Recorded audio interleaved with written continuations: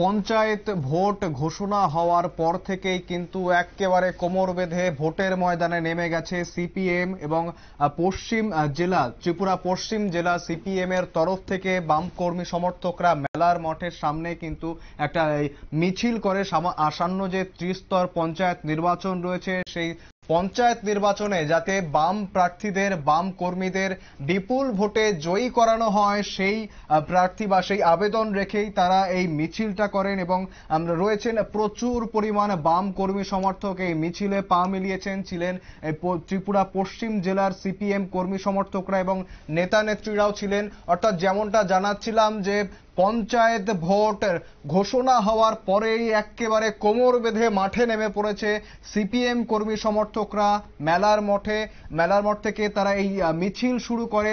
যারা পঞ্চায়েত নির্বাচনে সিপিএম প্রার্থী দাঁড়াচ্ছেন সিপিএম প্রার্থীদের বিপুল ভোটে জয়ী করার জন্য তাদের সমর্থন চেয়ে এই মিছিল তারা সংগঠিত করেছেন। মিছিলে তারা হেঁটেছেন। কি জানাচ্ছেন ঠিক বাম নেতারা শোনাবো। পঞ্চায়েতের নমিনেশন আজকে থেকে শুরু হয়েছে।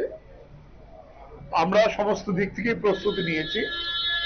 জেলা পরিষদ দিতে হবে জেলা শাসকদের কাছে। পশ্চিম জেলার যে আসন সেই আসনে আমরা সর্বাধিক সবটাই এক দুইটা হয়তো তাদের কাগজের একটু প্রবলেমের জন্য দেওয়া যাবে না, সবটাই আমরা আজকে সেখানে দেব। এই পশ্চিম ত্রিপুরার বিভিন্ন ব্লকে হবে পঞ্চায়েত সমিতি এবং পঞ্চায়েতের আসনগুলো মনোনীয় হবে, সেটা আমরা প্রস্তুতি নিয়ে রেখেছি। আমরা 2-4 দিনের মধ্যেই সবগুলো দেওয়ার ব্যবস্থা করব। আমাদের প্রস্তুতি সম্পূর্ণ। আজকে তো এখানে বোধহয় 35টা আসন, 25টা আসন, 1 2টা বাকি থাকতে পারে, একটু কাগজের জন্য। আচ্ছা, যেহেতু বিধানসভায় এবং লোকসভায় আপনারা চলছিলেন ইন্ডিয়াতে, পঞ্চায়েত থেকে ইন্ডিয়া জুটের কোনো পরিকল্পনা হবে? এইখানে এই পর্যন্ত আমরা কথাবার্তা স্থানীয় স্তরে হয়েছে, কিন্তু জেলা পরিষদে তারা কোনো প্রার্থী এখন পর্যন্ত আসেনি। আমরা বামপন্থীরা একসাথে এই আছি, আমাদের বামপন্থী নেতারাও ওইখানে আছে। সারা রাজ্যে কি প্রার্থী দেওয়ার পরিকল্পনা? নিশ্চয়ই সারা রাজ্যে আমরা প্রার্থী দেব। আমাদের নির্বাচন তো ব্লক অফিসে মিটিং এ যেতে দেয়নি, সর্বদলীয় মিটিং। তাহলে কিরকম হতে পারে, প্রথম তো মহড়াগুলি হয়ে গেছে, কিন্তু আমরা আমাদের প্রস্তুতি নিচ্ছি। এটা একটা গণতান্ত্রিক অধিকার, এই অধিকার রক্ষা করার জন্য আমরা এই লড়াই চালিয়ে যাব।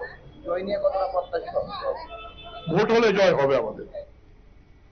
অর্থাৎ আপনারা শুনলেন সিপিএম নেতা পবিত্র কর ঠিকই জানিয়েছেন আজ থেকে শুরু হচ্ছে পঞ্চায়েত ভোটের জন্য নমিনেশন প্রক্রিয়া। মনোনয়নপত্র জমা দিচ্ছেন বাম থেকে শুরু করে সমস্ত রাজনৈতিক কর্মীরা, রাজনৈতিক প্রার্থীরা তারা নমিনেশন জমা দিচ্ছেন এবং বাম প্রার্থীদের নমিনেশন প্রক্রিয়া জমা বা মনোনয়নপত্র জমা দেওয়ার জন্য কিন্তু তাদের সমর্থনে এই বিপুল মিছিল করেছেন এবং যাতে প্রত্যেকটি অঞ্চলে প্রত্যেক পঞ্চায়েতে বাম প্রার্থীদের বিপুল ভোটে জয়ী করানো হয় সেই আবেদন রেখেছেন সাধারণ জনগণের কাছে সিপিএম নেতারা।